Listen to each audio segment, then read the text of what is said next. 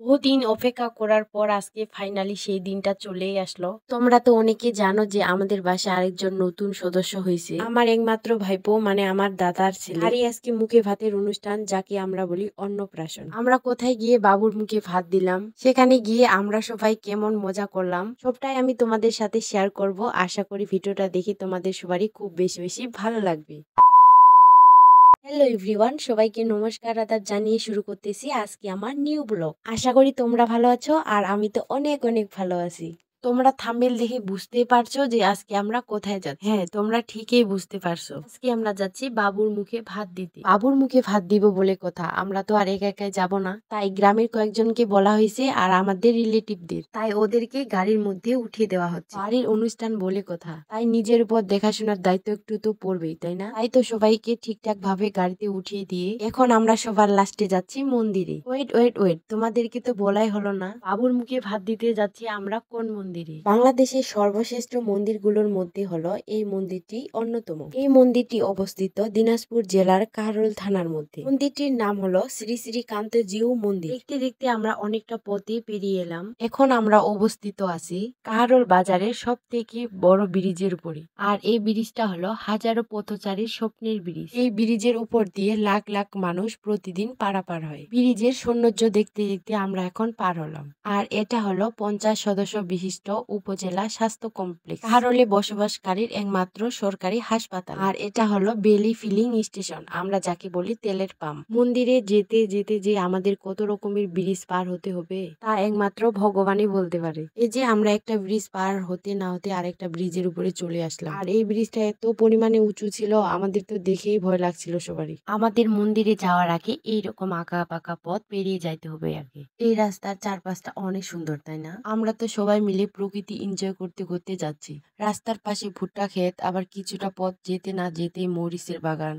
মানে আমরা সবাই ভালোই প্রকৃতি এনজয় করতে করতে যাচ্ছি। আর আমাদের রিলেটিভরা তো পৌঁছে গেছে মন্দিরে, কারণ যেহেতু ওরা আগেই বের হয়ে আসে। আর আমার হাজবেন্ড তো পিছনে আসতেছে, কারণ সে বাইকে করে আসতেছে আর আমরা অটোতে করে সবাই মিলে যাচ্ছি। দেখতে দেখতে প্রায় আমরা মন্দিরের কাছে চলে আসি। তোমরা যে এখন এই জায়গাটা দেখতে পাচ্ছ, এখানে প্রতি বছর রাস ঘুরানো হয়। তোমরা দেখতে পাচ্ছ জায়গাটা দেখতে অনেক সুন্দর, চারপাশটা অনেক কিন্তু পরিষ্কার পরিচ্ছন্ন। বাবারে বাবা, ভিতরে না ঢুকতে যে পরিমাণে গাড়ি আর যে লোক দিয়ে, তো আমার ছোট্ট মাটা আমার ভিডিওতে হাই দিচ্ছে। এখন আমরা সবাই মিলে গাড়ি থেকে নামবো। আমি তো গাড়ি থেকে নেমেই পড়লাম। আমরা যারা যারা মন্দিরে আসো তারা হয়তো বা অনেকেই জানো, মন্দিরের ভিতরে দুই দিক দিয়ে ঢোকা যায়। মন্দিরের দক্ষিণ পাশের গেটটা হলো প্রবেশ পথ আর উত্তর পাশের গেটটা হলো বাহির পথ। আমাদেরকে উত্তর পাশে নামিয়ে দেওয়া হয়েছিল, তাই এখন আমরা প্রবেশ গেটের দিকে যাচ্ছি। আমরা চলে আসলাম সেই গেটের কাছে। এই গেটটাই হলো মূলত প্রবেশ গেট। তোমরা একটু লক্ষ্য করলে দেখতে পাবে গেটের একটু উপরে লেখা আছে প্রবেশ পথ। হ্যাঁ, এটাই হলো মন্দিরের ভিতরে ঢোকানোর প্রবেশ পথ। তারপর আমরা কথা বলতে বলতে ভিতরে ঢুকে পড়লাম।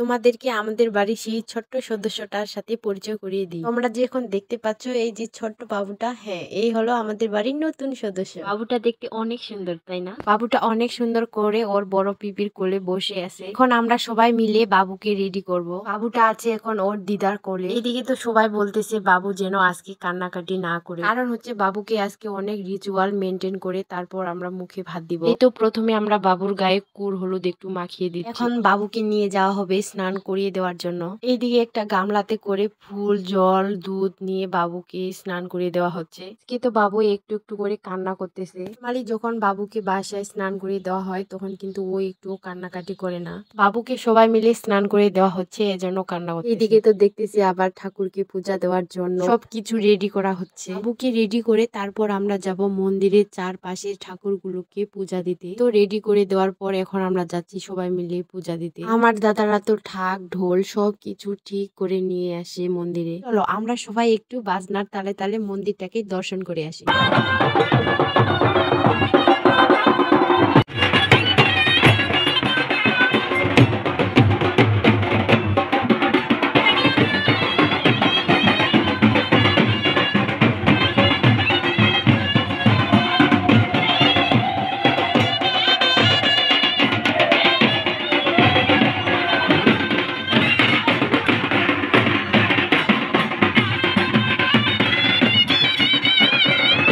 ভিডিওটা ভিডিওটা অনেক লং হয়ে গেছে, তাই তো দেখা হচ্ছে নেক্সট ব্লগে। নেক্সট ব্লগে আমরা সবাই মিলে অনেক নাচানাচি খাওয়া দাওয়া করছি। নেক্সট ব্লগটা কিন্তু অনেক সুন্দর আর ইন্টারেস্টিং হতে চলেছে, তাই তো তোমরা সবাই নেক্সট ব্লগটা দেখতে মিস করবেন না। আজকে এই পর্যন্তই, সবাই ভালো থাকেন, সুস্থ থাকেন। আর আমার ভিডিওটা ভালো লাগলে সবাই লাইক, কমেন্ট, সাবস্ক্রাইব করে আমাকে সামনে এগিয়ে যাওয়ার অনুপ্রেরণা দিবেন। Tata, bye bye.